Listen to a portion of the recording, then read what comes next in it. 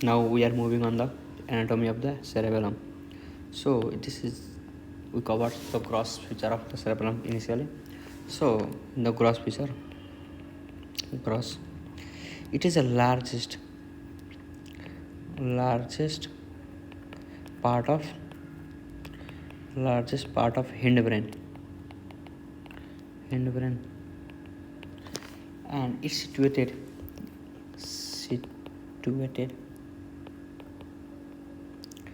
in the posterior cranial fossa below to tentorium cerebelli,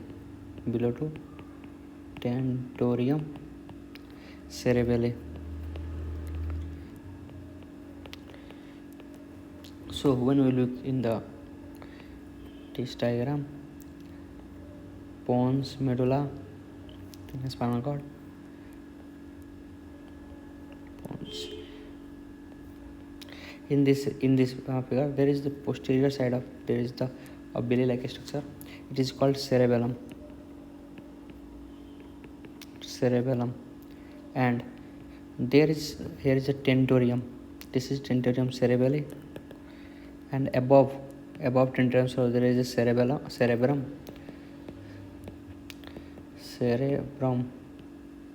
and this is cerebellum, and this is tentorium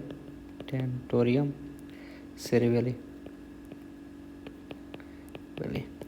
Below this there is a situation of the cerebellum. Situated there is a cerebellum, and lies over the cerebellum.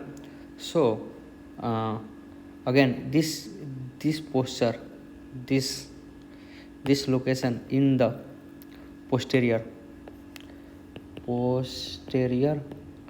cranial fossa.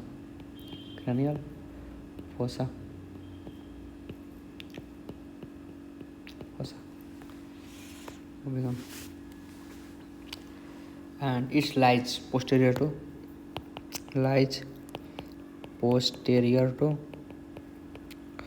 pons and medulla.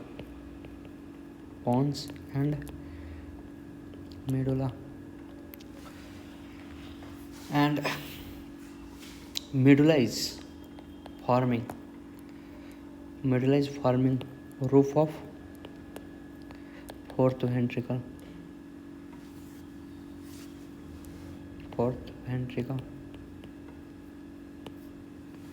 Like, and when we look the cerebellum also forming roof of the fourth ventricle. So moving on, it has three parts.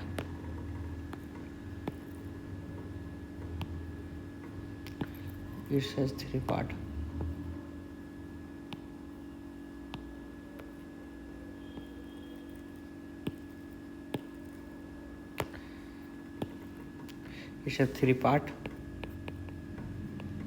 Parts. Two hemisphere and one vermis, narrow median vermis. When we look in this image, this is vermis, and here is two hemisphere. We discuss more.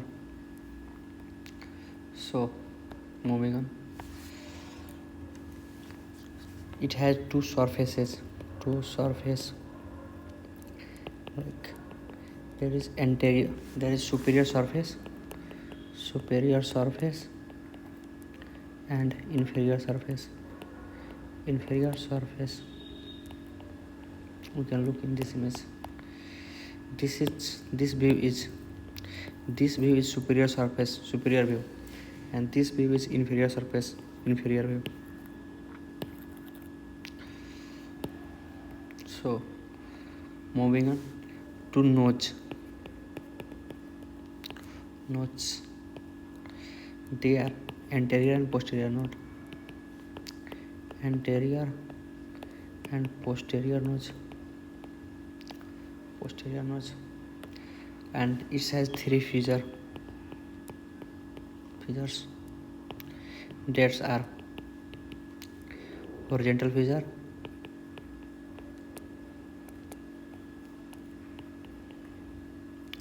then primary feature,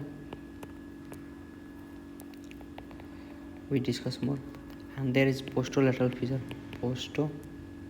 posterolateral feature, lateral feature. So when we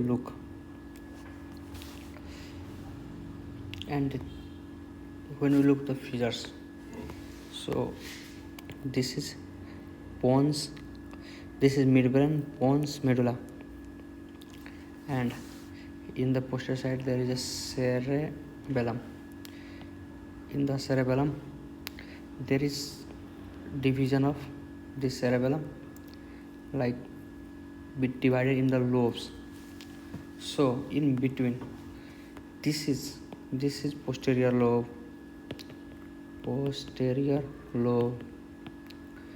this is anterior lobe, and here is a primitive lobe, and this is called oculonodular lobe,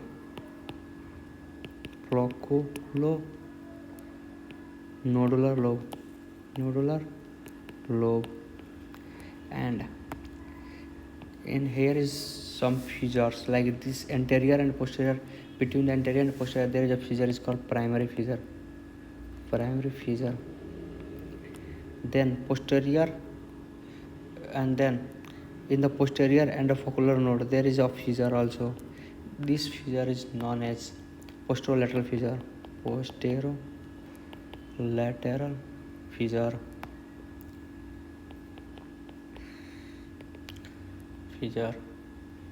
and in the horizontal section there is a horizontal feature.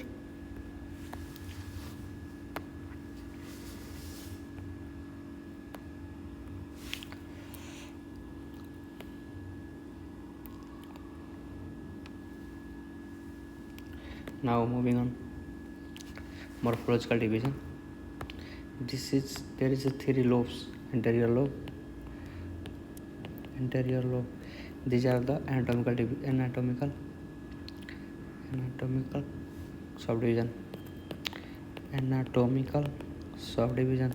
That's are three: anterior lobe, posterior lobe,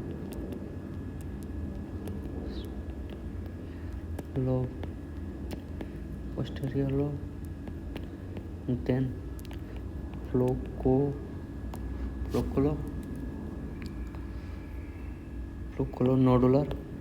nodular lobe. Now moving on the morphological subdivision.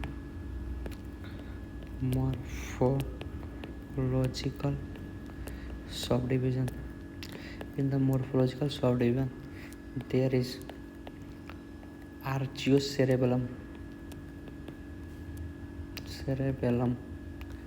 then there is pilocerebellum, then there is neocerebellum.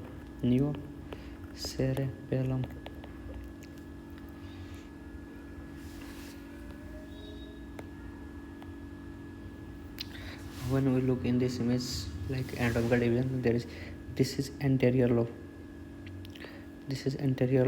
from the inferior view, then this is foculonodular lobes, and then there is posterior lobe. This green portion is posterior lobe. When we look superficial view, so superficial there is an anterior lobe and posterior lobe, but the inferior foculonodular lobe is beside this, from this side below. When we look the another surface like this, there is a present.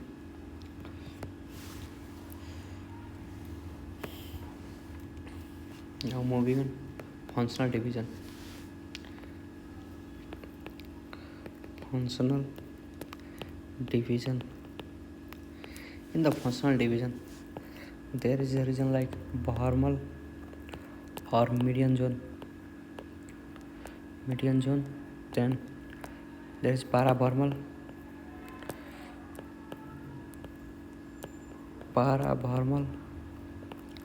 or intermediate zone.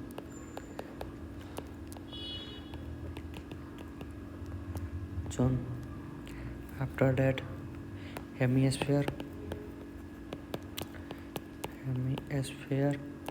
and lateral zone. And when you look posteriorly, this is a tool of cerebellum, and this is Parmis. After that, this region is called paravermis, and these are hemisphere in both sides. Hemisphere. This is paravermal. When you look the function, vermal and medial zone is control extensor muscle of trunk through vestibular spinal and the reticular spinal tract through two track. One is the vestibulo spinal tract, and another is the reticulo spinal tract.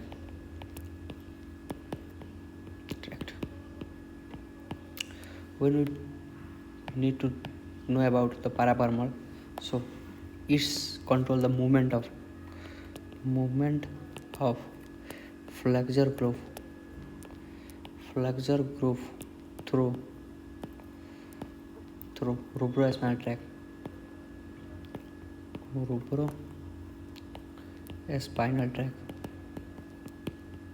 We discussed further regarding this track, and also we have discussed in the previous video regarding tracts, ascending or descending. Regarding hemisphere or the lateral zone, it's have lots of function. So first, it's involved in the planning, involved in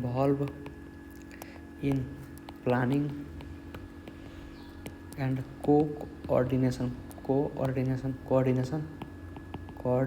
of distal limb muscle, and also through dento-rubrospinothalamic tract,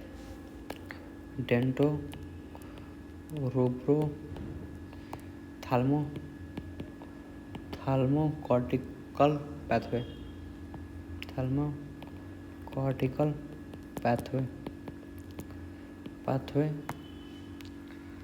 and descending corticospinal and rubrospinal tract. This controls this muscle, distal limb muscle, through the dento-rubro-thalmo-cortical pathway and the descending corticospinal and the rubrospinal tract. Regarding this all of the functional division. So in coming video we discuss more regarding the nuclei and